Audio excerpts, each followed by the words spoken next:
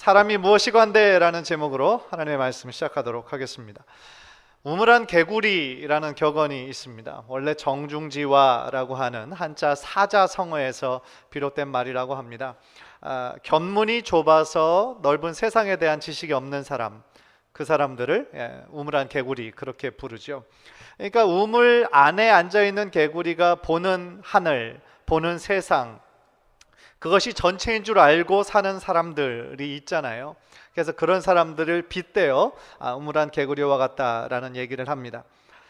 제가 미국에 제일 처음 온 것이 1999년도였습니다. 그때 제가 LA 공항에 처음으로 발을 내딛고 밖에 나와서 이제 숙소를 이렇게 쭉 가는데 참 얼마나 놀랐는지 몰라요. 일단 도로 자체도 넓고 옆에 보이는 땅들이 뭐 끝도 없이 펼쳐져 있는 것을 보고 그때 느낀 것이 내가 살아왔던 한국이 참 작은 나라구나.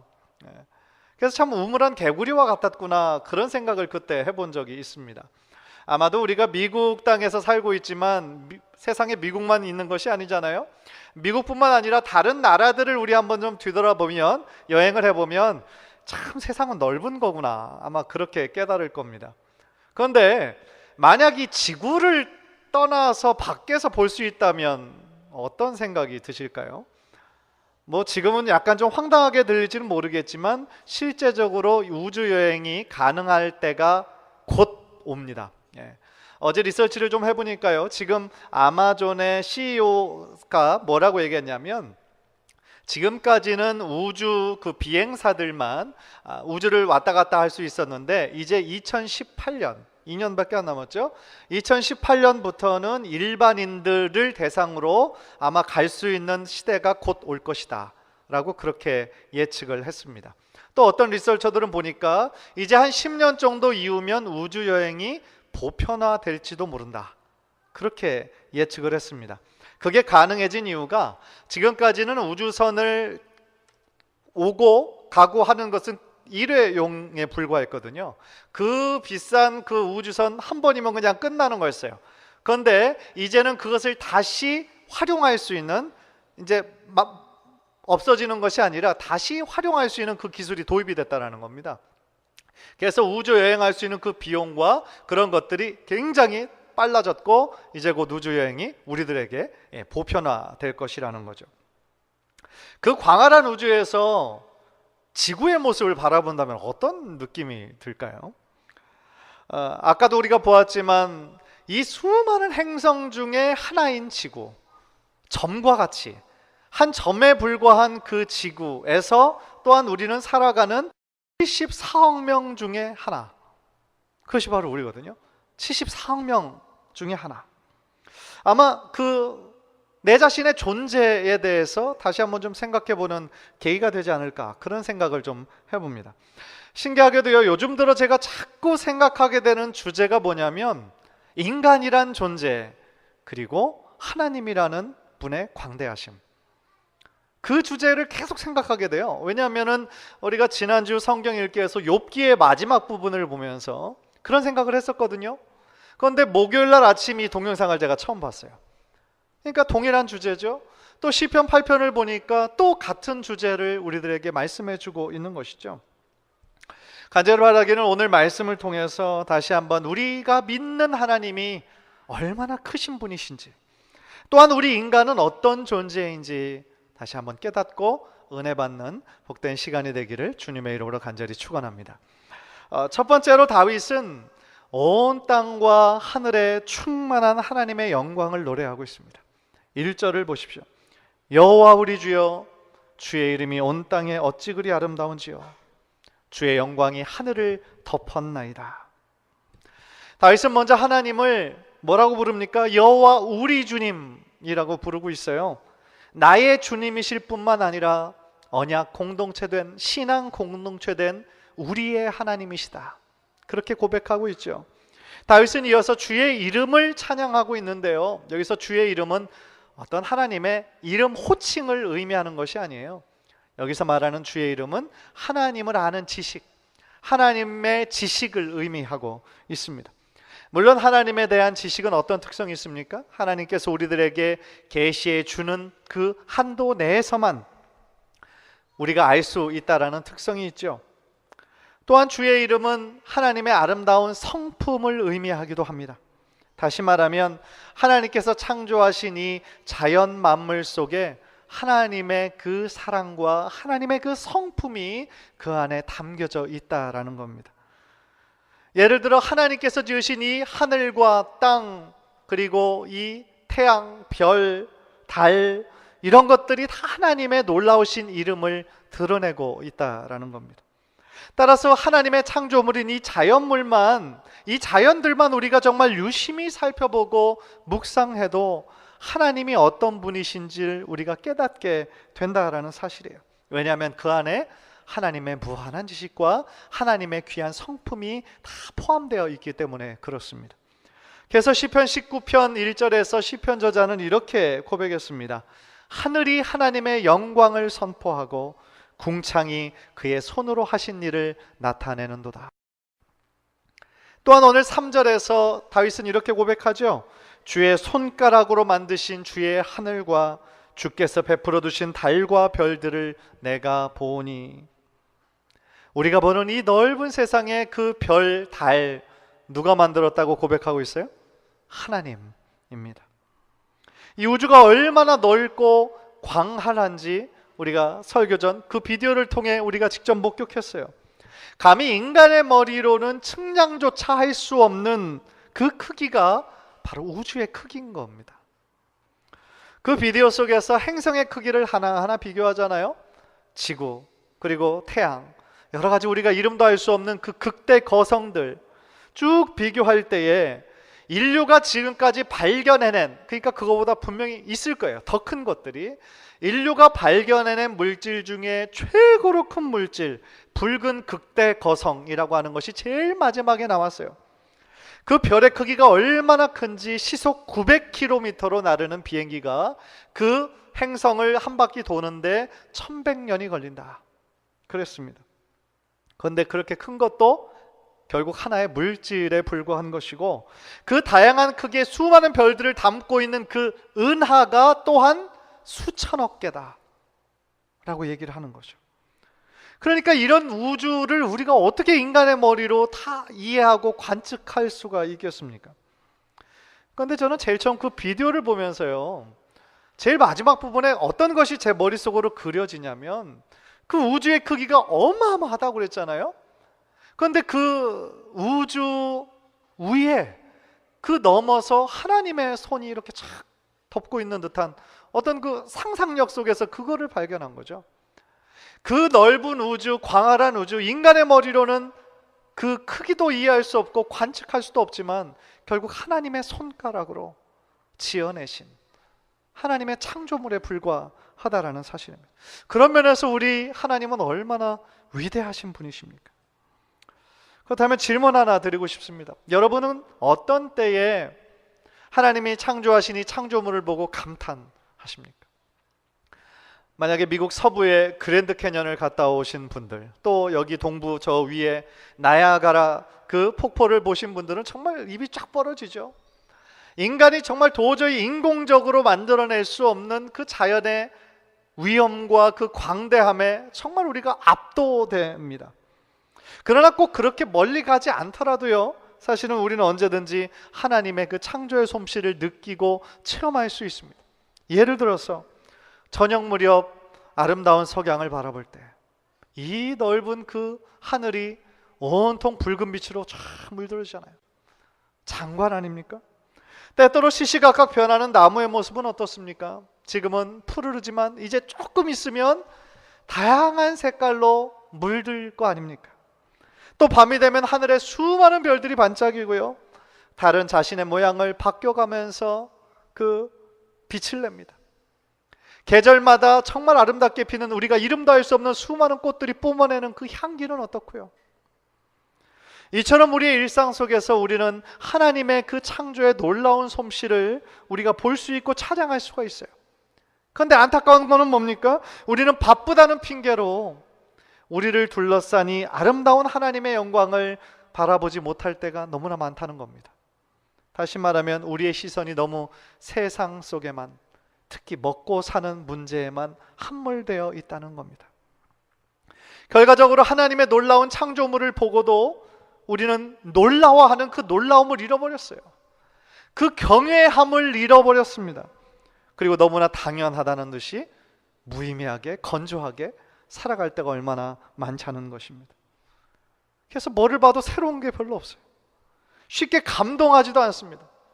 어떻게 생각하면 나이가 들어간다라는 것이 그런 면에 대해서 점점 더 무뎌지는 것 같아서 안타깝습니다. 그러나 아이들의 눈은 그렇지 않아요. 아이들의 눈은 여전히 그 자연들을 보면서 놀라고 경외감을 가집니다. 그래서 정말 작은 것들을 봐도 쉽게 감동하죠, 우리 어린아이들은. 지난 휴가 때 보스턴을 갔다 왔었는데, 보스턴 여행 중에서도 우리 가족 멤버들 중에서도 가장 많이 놀라고 우와 우와 외쳤던 아이는 우리 막내였어요. 시연이었어요. 아름다운 자연을 보면서 우와 어메이징, 아름다운 건물을 보면서도 우와 멋있다 이거죠. 그렇다면 그런 아이의 모습을 보니까 참 사랑스럽고 또 마음이 참 귀여웠어요. 그렇다면 같은 맥락에서 이 만물의 창조자이신 하나님께서 어떤 사람을 보고 기뻐하시겠습니까? 하나님의 아름다운 창조물을 보고 감탄하고 찬양하고 영광 올려드리는 사람을 더 기뻐하시지 않겠어요? 솔직히 우리들 중에서도 만약에 내가 정말 공들인 것이 있어요. 어떤 공들인 작품이 있고 그림이 있고 어떤 글이 있습니다. 그런데 그거를 딴 사람에게 기대하는 마음으로 보여줬는데 그 사람의 반응이 영 시원치 않아요? 시시하다는 듯이 해버려요. 그러면 기분이 어떻습니까? 기분이 별로 안 좋아요. 저의 막내가 가끔씩 학교에서 뭐 그렸다고 그림을 가지고 옵니다. 그러면 뭐 어른의 눈으로 보기에는 그냥 그렇지만 저는 깜짝 놀라는 척하는 거죠. 야, 이거 진짜 네가 그렸어? 대단하다, 잘했다. 그러면 아이가 의기양양합니다.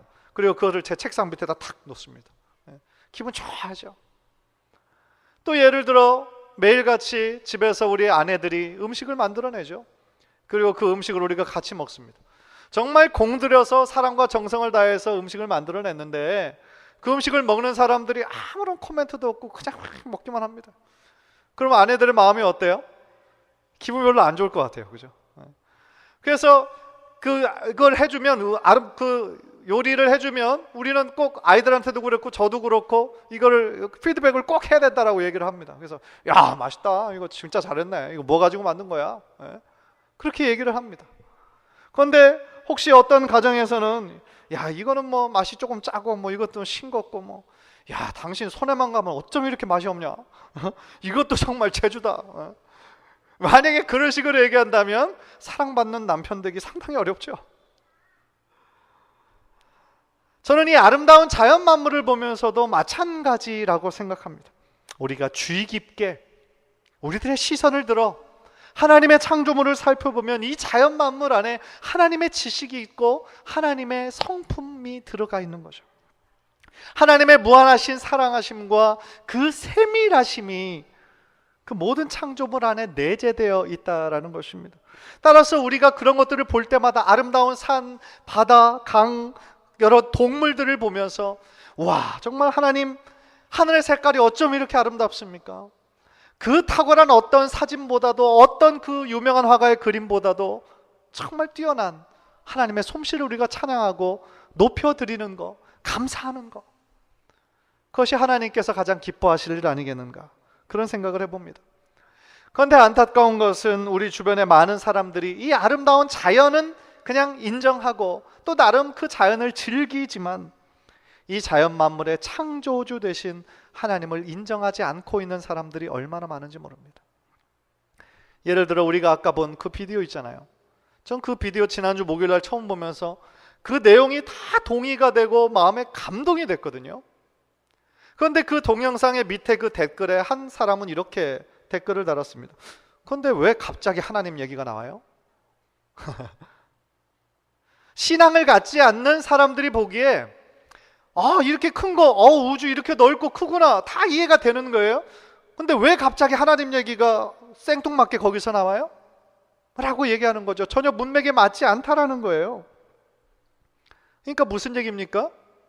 우리가 볼 때는 하나님께서 이 모든 우주 만물을 창조하셨고 우리가 살고 있는 이 지구도 얼마나 작은 존재에 불과하고 그 안에 살고 있는 우리 인간이란 존재는 어떤 존재인가, 그것을 깨닫는데 그냥 세상 뭘 얘기합니까?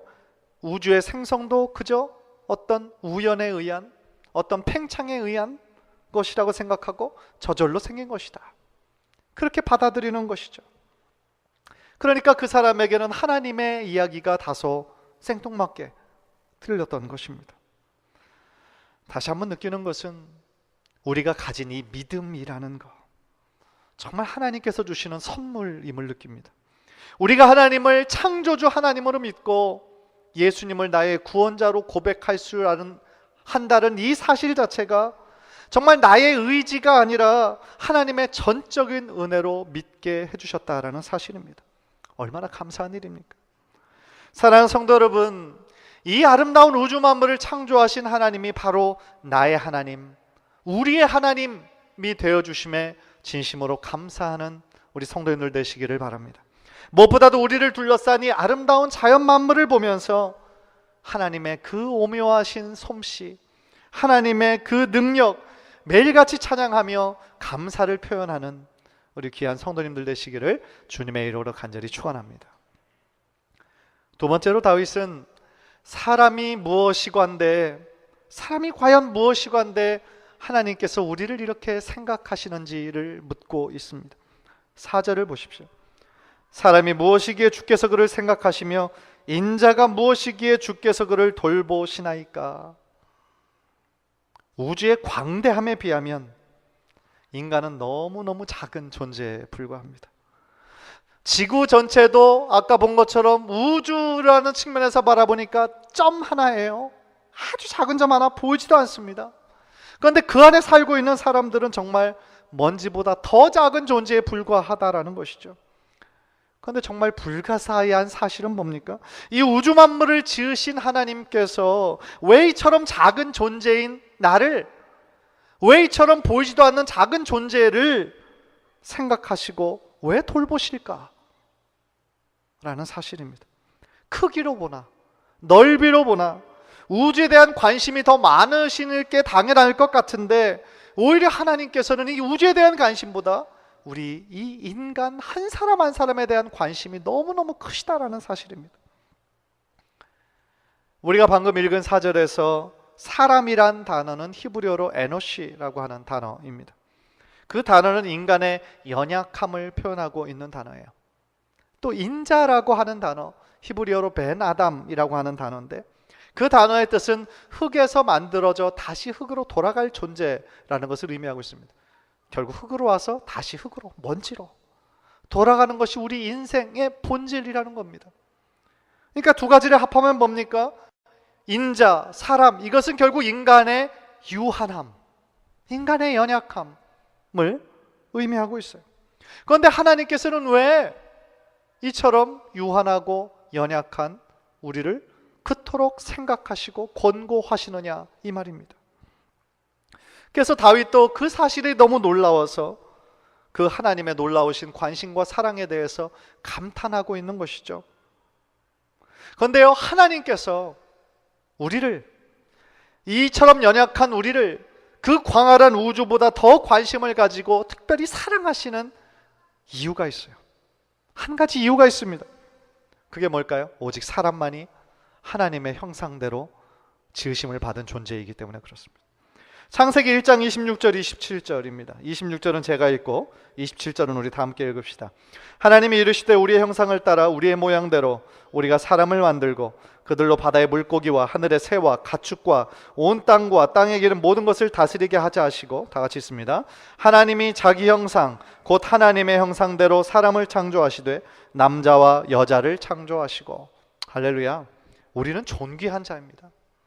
이 세상의 어떤 만물보다 훨씬 더 존귀한 자입니다. 크기의 차이가 아니에요. 우리가 존귀한 이유는 바로 하나님의 형상대로 지음받은 유일한 존재이기 때문입니다. 자, 따라해 보십시다. 당신은 존귀한 자입니다. 자, 옆 사람에게 당신은 하나님의 형상입니다. 아멘. 예. 이 세상에 수많은 동물들, 생물들이 존재하지만 하나님의 형상대로 지으심을 받은 것은 오직 사람밖에 없습니다. 그리고 이 우선순위는 하나님의 창조 순위에서도, 창조 순서에서도 그대로 드러납니다.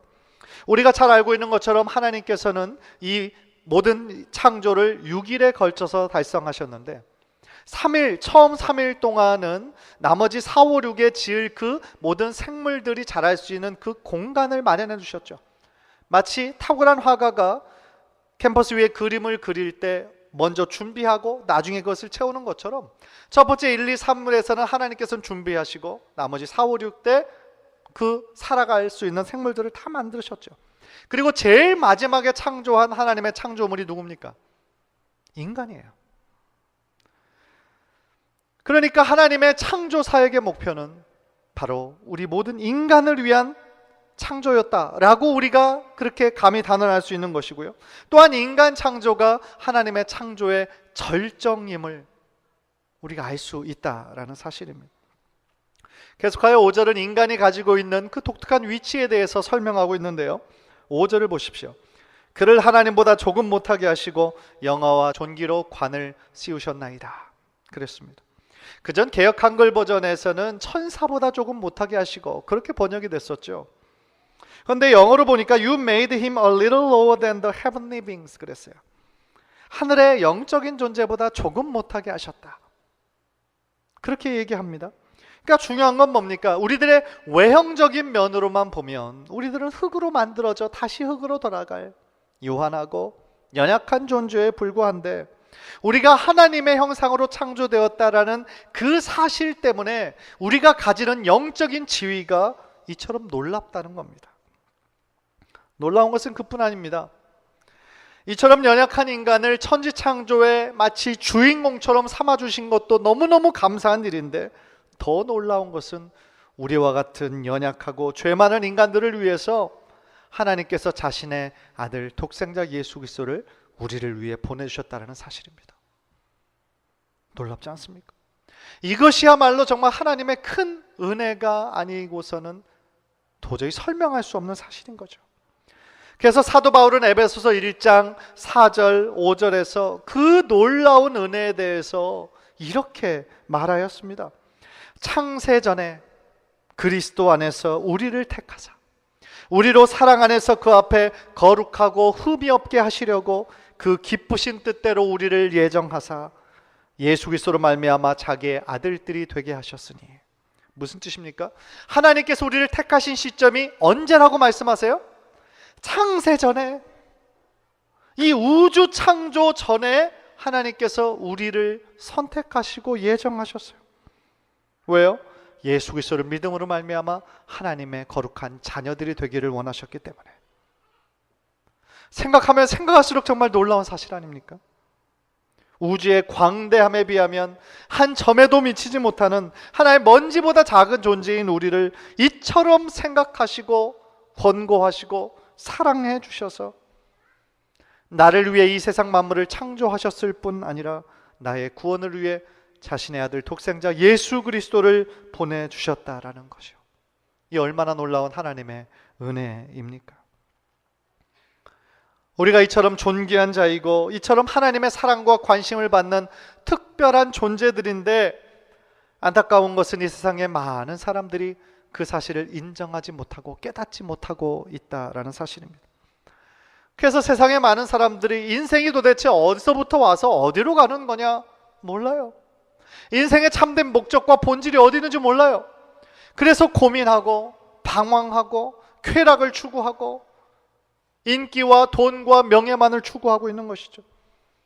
그러나 세상의 그 어떤 것으로는 그 인생에 가지고 있는 문제에 대해서 해답이 될 수 없습니다. 사랑하는 성도 여러분, 우리 인생에 해답이 들어가 있는 아주 중요한 구절 한번 소개하려 해요. 그 구절을 우리가 다 암송하고 있는 구절입니다. 창세기 1장 1절 말씀입니다. 우리 한번 다 같이 외워볼까요? 시작. 태초에 하나님이 천지를 창조하시니라. 이 짧은 한 구절 안에 인간의 존재, 가치, 의미 다 들어가 있는 거예요. 이 한 구절 안에. 인간을 포함한 모든 존재의 근원 어디서부터 왔습니까? 하나님으로부터. 하나님이 이 우주 만물을 창조하신 거예요. 하나님이 나를 창조하신 거예요. 나를 만드신 분이에요, 그분이. 따라서 나의 인생이 어디서부터 왔는지 우리는 알고 있고요. 우리 인생이 우리는 알 수 없지만 우리들의 미래가 어떻게 될지 하나님은 아신다라는 거죠. 왜요? 그분이 우리를 만드신 분이시잖아요. 그분이 우리의 창조자이시잖아요. 따라서 우리들의 인생은 목적 없는 인생은 단 하나도 없어요. 우연히 태어난 인생도 단 한 사람도 없습니다. 우리 한 사람 한 사람 모두의 인생은 하나님의 섭리와 하나님의 계획 가운데 태어난, 그래서 하나님의 목적을 위해 달려가야 하는 귀한 존재, 그것이 바로 우리 한 사람 한 사람인 것입니다. 따라서 우리는 어떻게 살아야 될까요? 그 하나님의 뜻에 순종하고 주님께서 예비하신 그 길 믿음으로 따라가는 거 아니겠습니까? 그럴 때, 그런 인생을 살 때 나의 인생은 주님께서 계획하신 그 아름다운 계획 가운데서 바로 존귀한 인생으로 변해갈 줄 믿습니다. 제가 좋아하는 찬양 중에 한웅재 목사님이 지은 소원이라는 찬양이 있습니다. 몇 년 전에 가수 이승철이 그 CCM인데요, 찬양인데 그것을 자기의 대중가요 앨범에다가 실었습니다. 그래서 굉장히 화제가 됐던 찬양이기도 합니다. 그 찬양의 가사 내용이요, 오늘 설교에 좋은 결론이 될 수 있겠다, 그런 생각을 해봅니다. 그래서 앞에 화면 있을 텐데요, 아시는 분은 함께 이 찬양 부르면 좋겠습니다. 함께 1절만 부르고요, 제가 설교에 결론을 맺도록 하겠습니다.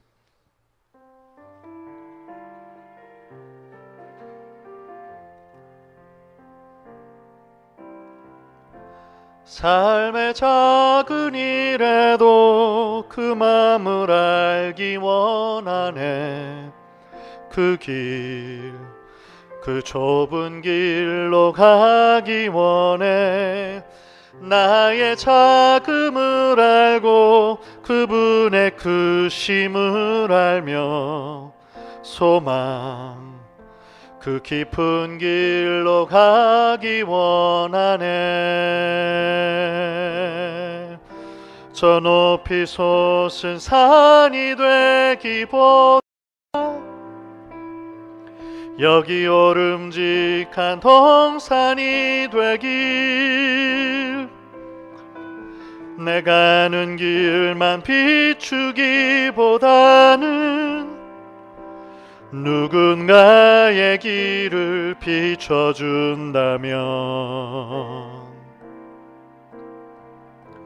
내가 노래하듯이 또 내가 얘기하듯이 살길, 난 그렇게 죽기 원하네. 삶의 한 절이라도 그분을 닮기 원하네. 사랑, 그 높은 길로 가기 원하네. 그 좁은 길, 그 좁은 길로 가기 원하네. 그 깊은 길, 그 깊은 길로 가기 원하네. 간절히 바라기는 우리 각자에게 주어진 길이 있습니다.